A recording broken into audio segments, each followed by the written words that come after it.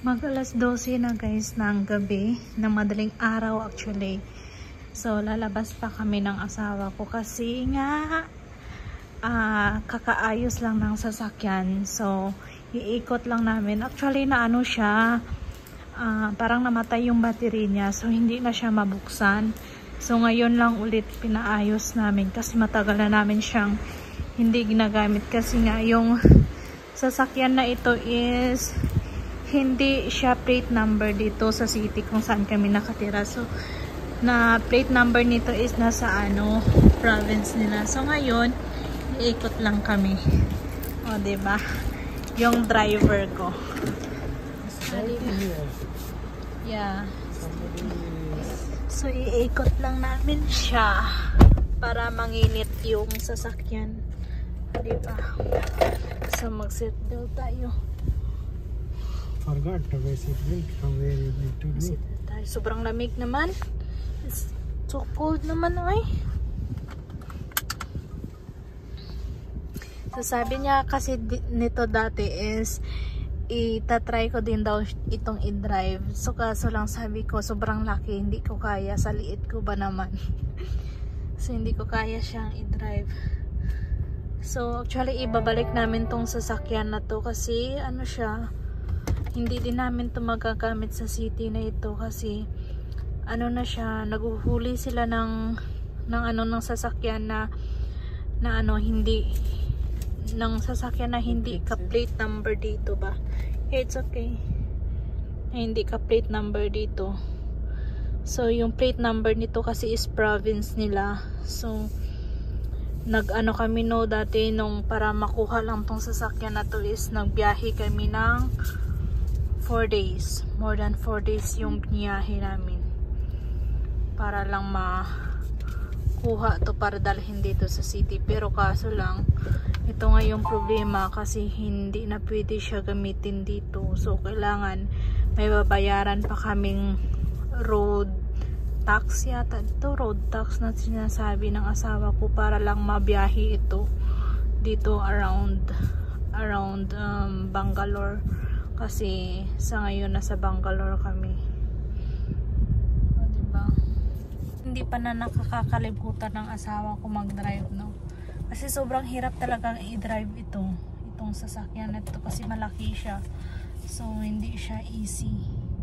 So ngayon doon kami lalabas sa main gate, no? Kasi yung exit is sarado na. So kailangan namin lumabas sa main gate. So iikot lang namin to.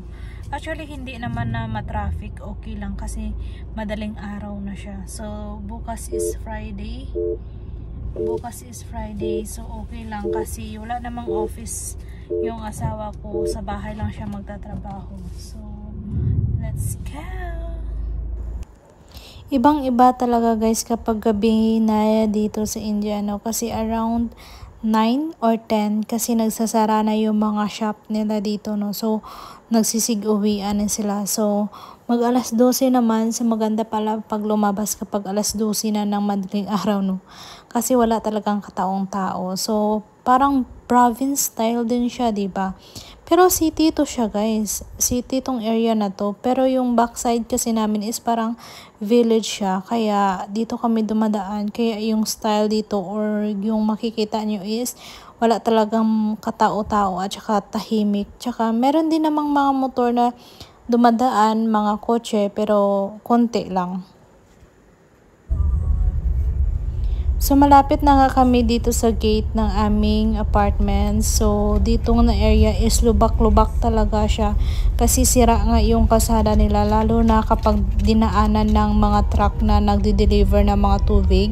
So dito kasi sa India guys kapag summer, no, mahina yung tubig. So kailangan talaga by apartment o kung subdivision or ano man yan is pinapasuplayan talaga nila ng tubig. So yun yung mahirap kaya nasisira yung kalsada. So nakauwi na nga kami guys galing sa labas. So yung asawa ko is pinapaandar pa rin yung sasakyan kasi dapat daw is mga 1 hour siyang naka-start or naka-on yung engine para hindi masyadong mamatay or mag-start ka agad siya, no? Kasi more than 1 month yata namin or mag 2 months na hindi namin tong ginamit. So kaya namatay yung kanyang battery. So yung asawa ko is doon pa sa baba. Ayun, pinatay niya na pala. Enough na niya kasi kanina nung umalis ako is naka-on pa. So sabi ko is patayin niya na lang pag na mga 12 na.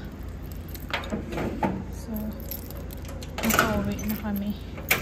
Siguro bukas is namin ulit yun, ilalabas ulit namin. Kaya hindi namin yun nilalabas, no? Kasi nga siya, yung problema is yung plate number.